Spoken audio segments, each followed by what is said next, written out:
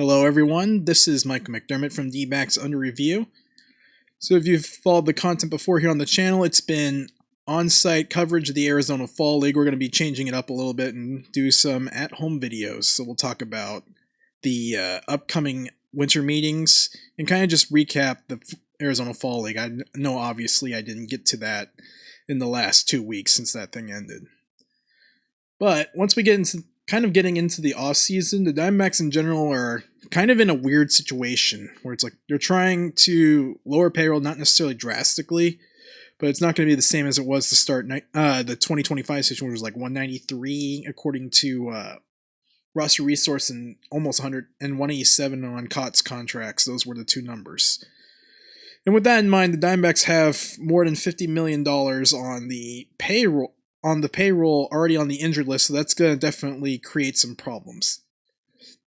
So when you consider the fact they need to get 2 starters, a back-end guy closer, and then probably a bat or 2 in their lineup. They've already brought back James McCann. That's their biggest guy to bring back, and then we'll just have to figure out where it is from there. But when we talk about rotation, that's obviously the Diamondbacks' #1 need.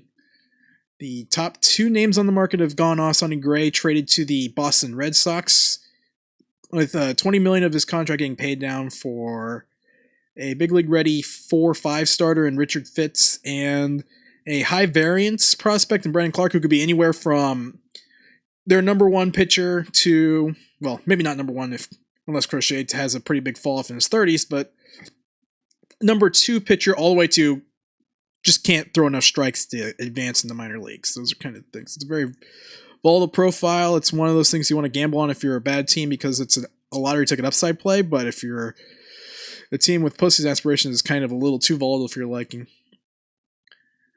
And then we have the Dylan Cease, and Dylan Cease was easily the top free agent pitcher going into the offseason, and he certainly was the best because he had the best. I guess if you ignore the 4.55 ERA, the other metrics on Cease are pretty good.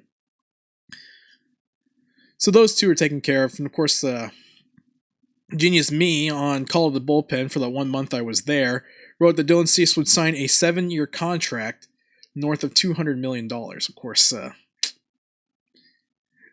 that site doesn't run. That site doesn't run anymore, and I kind of wish they let me get more run with that website. Maybe it would have stayed functional, but I digress. So when we look at the rotation, the Diamondbacks, the only 2 free agents that were linked to them, obviously Merrill Kelly, who you can pretty much link to the Diamondbacks until the day he signs. I'm not sure what they're going to do with him. And Lucas Giolito, who's a guy that has good surface level numbers, but the underlying metrics on Giolito are pretty bad, and I'll just show you what they look like. So on Giolito, these are his underlying metrics. You can see the pitching run value +5 run value all on the fastball and pretty much in the median with the breaking ball and the off-speed stuff, but pretty much Giolito is a fastball heavy pitcher. So when you kind of look at his usage, you got 48% fastball, 26% slider, 23% changeup. I don't think you can see that on here. So it's kind of interesting. Giolito has looking at Giolito, fastball profile 18.7, a little under 7, a little more than 18. That's pretty good rising fastball. Of course, it's coming in at 93 with declining velocity compared to his peak. And then you got the changeup, which I remember 4 or 5 years back got a lot of hubbub. And if you look at Lucas Giolito's picture on Baseball Savant, it shows him throwing a changeup. And of course, the changeup gets a lot of carry. It's kind of in that Ryan Nelson where it carries a lot, which I guess kind of works when you have a high carry fastball. Your changeup moves, gets a lot more, I guess you say more lift. You can see 8.5 inches less drop for its velocity and movement difference. And it's kind of, and it works because Giolito has almost a 12 mile an hour split, whereas you look at Nelson, you go from Nelson's like 10. I think if we compare, I feel like Giolito I would say Giolito is almost like another Nelson, I suppose, where it's like big fastball, big carry, and then it's like an okay changeup that doesn't necessarily have the ideal movement profile in his slider, although Nelson's slider has more drop in comparison. Kind of interesting if I look at Giolito's profile, the curveball way down here, curveball way down here, which you can't see. Okay, here we go. Here's the pitch stuff. Way down here. Look at Giolito. It's like he threw a handful of curveballs. I wonder if that's something, especially with that movement profile. I wonder if you see more use of that. Maybe as like a change of pace, get me over pitches early in the count. Maybe you develop as a swing and miss pitch if you wanted a more depthier breaking ball than the slider, which is 4.7 inches rising, a pretty big separation, although, like I said, not a lot of curveballs thrown. Be pretty interesting. Let me see what it is. So, anyway, so the problem with Giolito, when we're talking about, is the underlying metrics. You can look here at the look here, you see the xERA is 5, the XBA is 2.67. I mean, this is like Brandon Pfaadt 2025 numbers, except with better packaging. With better when I say better packaging, we're talking a 3.41 ERA instead of Brandon Pfaadt's ERA like over 5 with similar expected metrics. And it's kind of, and I kind of make an interesting note of it. It's like when we look at pitchers and why Dylan Cease, for example, got $200 million. You look at the same underlying metrics here. Those were like deep red for Cease, but in the case of Giolito, like I said, 5 xERA is not particularly good, especially if it's a bad expected batting average, low chase rate, low whiff rate, and then that leads to really bad strikeout walk rates. Like 19.7 wouldn't necessarily be bad on its own if it weren't the lowest number of his career, while coupled with a below average walk rate as well. And the quality of contact is also below average. So it's like it's a buyer beware type thing. You don't necessarily want to commit a long-term contract to that. And the Diamondbacks obviously had checked the tires on Giolito. It's like one of those things where where I feel like the D-backs should be comfortable if they were going to target him in free agency. It's in that same contract tier as what it probably would take to bring back Merrill Kelly, a 2-year deal, like 30 to 35 million. And you're gambling on Giolito being 1 year removed from internal brace surgery, a second season removed from that surgery, that he'll see a command bump, I suppose, or maybe necessarily throws the ball better in a place where he's not hit as hard. But when you talk about a pitcher that's 31, 32 years old with declining everything, it's a buyer beware type thing. And it's a lot worse. And it's and well, let's compare to Merrill Kelly. Let's do that for fun. So we'll do Kelly. And here's Kelly. You can see better numbers across the board. Kelly getting a much better chase rate. Whiff rate's a little bit better. Strikeout walk rate numbers are pretty good, like I said. Anything over 15, when you take the strikeout rate, the walk rate subtract from strikeout, anything over 15 is okay. I think Giolito's case was barely above 10. If you looked at my AAA open article on D-backs Under Review on Substack, which by the way you can get to at dbacks_under-review.com. No hyphen in D-backs. And that's way back in July. You can just search up Dylan Ray on there. And obviously Kelly's got questionable quality contact rate metrics. I'm not sure how much of his time in Texas has affected those numbers. I'd have to look those up. I'd have to look those up on a StatCast review. Maybe we'll do that. We'll pull it up. In fact, let's do a search real quick, and I'll do it behind the scenes. Real quick. So obviously, let's do a StatCast. I'll show you how to do a StatCast search on screen.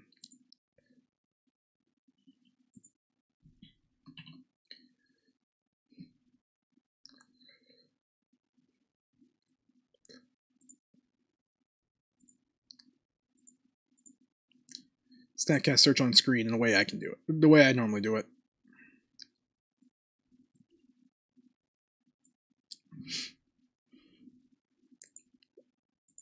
Alright, so here we go. Here's your StatCast search situation. We're going to look at Kelly, and warning, we're going to be looking at expected as well. So we're just going to do Diamondbacks metrics. So we're going to set the game date to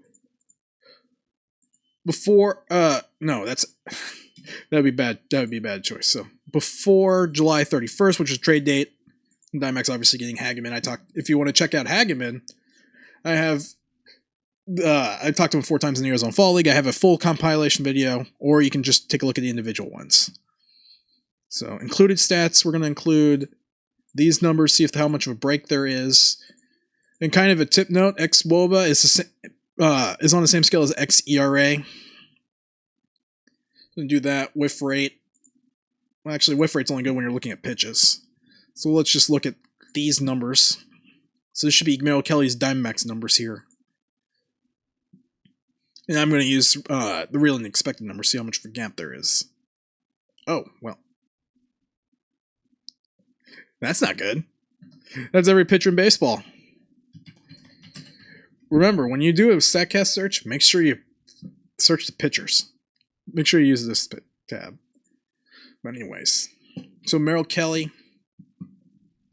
Look at here, obviously not great, but still better. His Diamondbacks tenure. But it's been pretty bad. Like I said, he overperformed his xWOBA by almost 40 points, so you had to consider that. Well, Merrill Kelly's had a history of doing that, if you look at his StatCast profile page.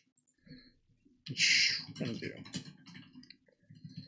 think Kelly has a history of doing it, but obviously there comes at some point where you just can't do it anymore. Let's see. So here we go. Yeah, you can see he has a history of beating it.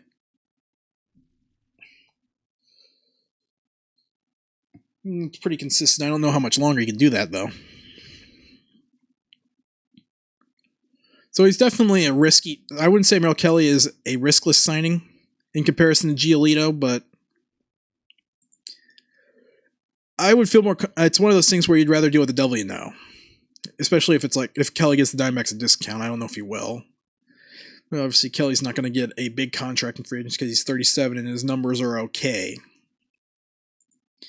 So that kind of just leaves it there.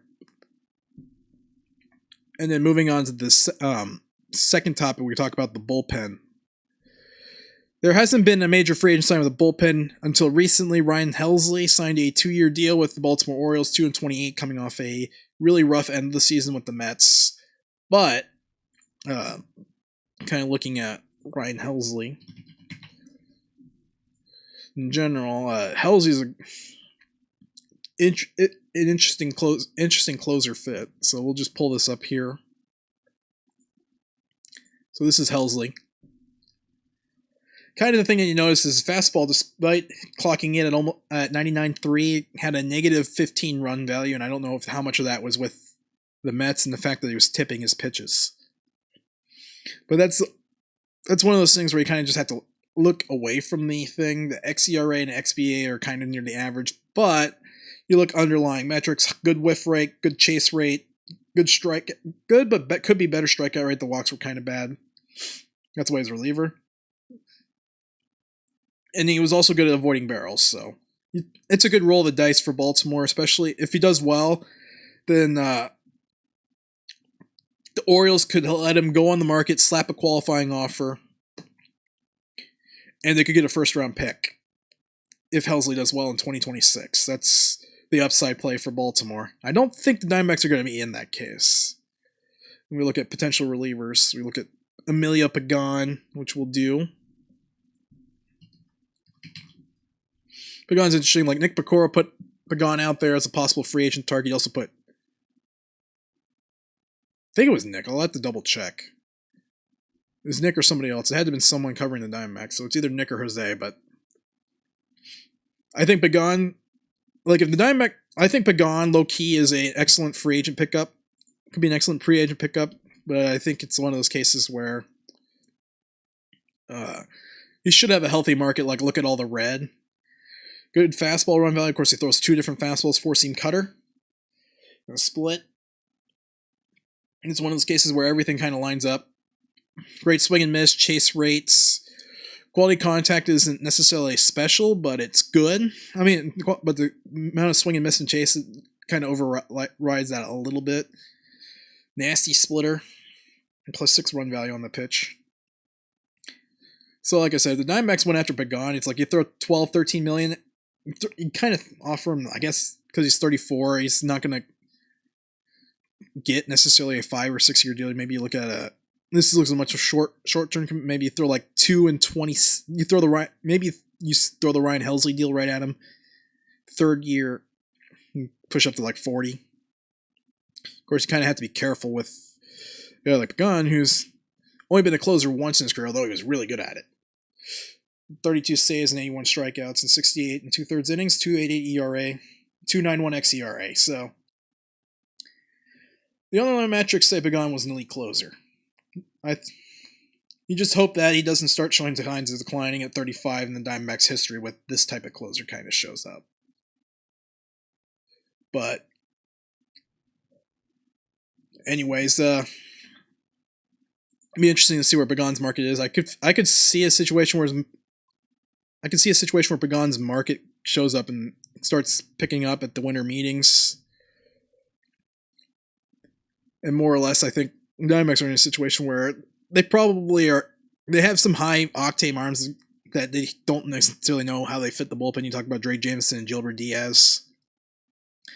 And Jameson was throwing averaging 98 in the Arizona Fall League, and then Diaz obviously 96 last year. It seemed to have a really weird year in 2025 where just everything went wrong. He just couldn't throw the ball over the plate, and his velocity was down. So I wonder if it's a case where something was just off mechanically, not necessarily in a way that got him hurt, but he just messed up his command. And then there's some, like I said, the Diamondbacks, I think maybe you add one back-end bullpen guy, let the rest settle it out. I think they have better depth in 2026 than in 2025. They just need to get that 9th inning stopper, and I think it'll line up nicely for them. But that's my opinion.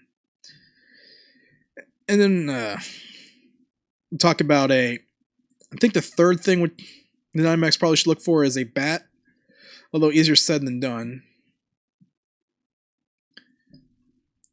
So I don't know if they're going to go through the trade route or the free agent route. If we go to Fangraphs, nice trick with Fangraphs is they have a free agent tracker, and we'll pull that up. So here's the free agent tracker. Obviously, you can't see it. We'll slide this over so you can see the names. You can already see, you can see the names that are highlighted on the left-hand side have already been accounted for. And you can see who declined the qualifying offer if you look at the red X's, and maybe we'll just zoom in a little bit so we can see it. So it's kind of interesting. I think we can rule out Schwarber, Bellinger, Tucker, Suarez. Anyone above Dylan Cease, I think we can already rule out. Except Suarez. Eugenio Suarez, I don't think. But I think we can rule him out because there's no point in bringing in... I don't like the idea of bringing in a third baseman that had his dead cat bounce year at 33, 34. With declining plate discipline metrics. But I digress. It's one of those things where the Diamondbacks got less value out of the Suarez trade than the Naylor trade. Like Naylor trade, I think you're going to get 2 useful arms. You're probably your 4th starter and you're a potential 2026 closer candidate until everyone gets healthy. Like I said, I think Garcia is the best arm in the bullpen. But anyways, so we're looking here. We'll look at bats. You can actually just search for bats. Select position, batters. So let's see.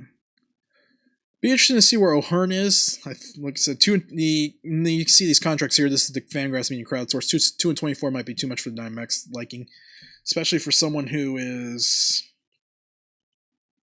Although with O'Hearn, I think if they sign him, he'd be their everyday first baseman. In that case, and then you would worry about Locklear when you let Locklear get healthy at his own rate and kind of just work in AAA. Even though he's starting to run out of options. Like, I think Locklear is on his final option year. In 2026, I think he burned number 1 in 24. He burned number 2. He burned number 2 before getting traded to the Diamondbacks. Let's take a look. Yeah, he's down to 1 option, so it's one of those things I think we're going to look back at the Locklear trade and it's like, okay, it was a gamble, it didn't work out. And that could be wrong.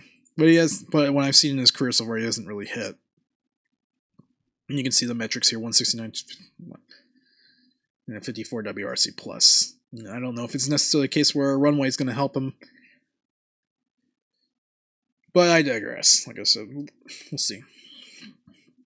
We're talking about when, yes, it's like he doesn't have an offseason to work on things. He's gonna because he's just simply gonna have to get healthy, and that kind of sucks. Yeah, basically your offseason's ruined because your shortstop got.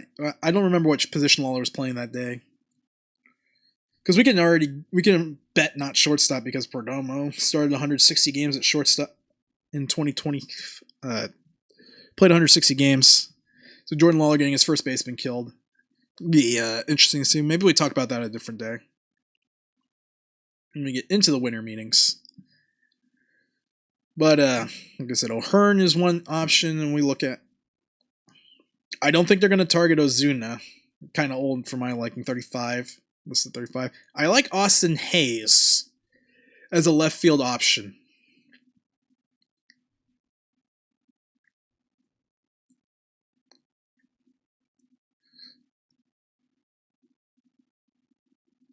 For $7 million, I would say Hayes is an uninspiring option. I prefer he'd be a platoon bat. For left field, if they want to go strict platoon bat, they could bring Res Snyder back to Arizona. For those that don't know, Res Snyder was the College World Series most outstanding player when U of A won it in 2012 over Jordan Montgomery and Christian Walker of South Carolina. I have to say that.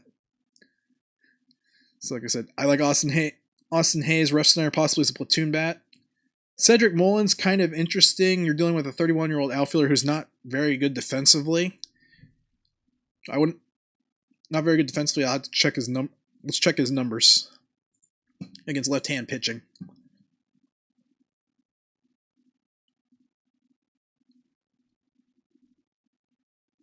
Splits tool because we want seasons. We don't necessarily want 2025 alone. We don't need as right-hand hitter. All right, so this doesn't tell me much. Here we go. So in 2025, it has 7.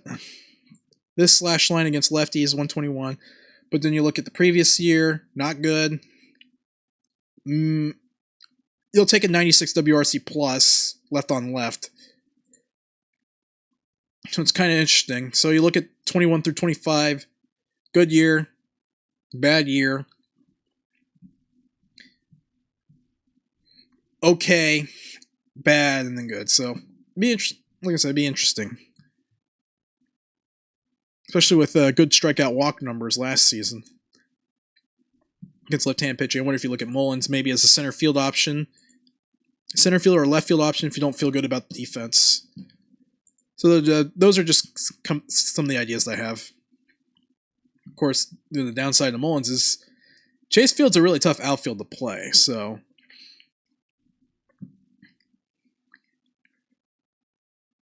he's really bad. Chase Field's a really big outfield to play. You might not necessarily want a 31, 32-year-old outfielder playing center when you have better options, especially if the Diamondbacks hold on to Jake McCarthy. McCarthy's not a great option in center field, but you can live with him there.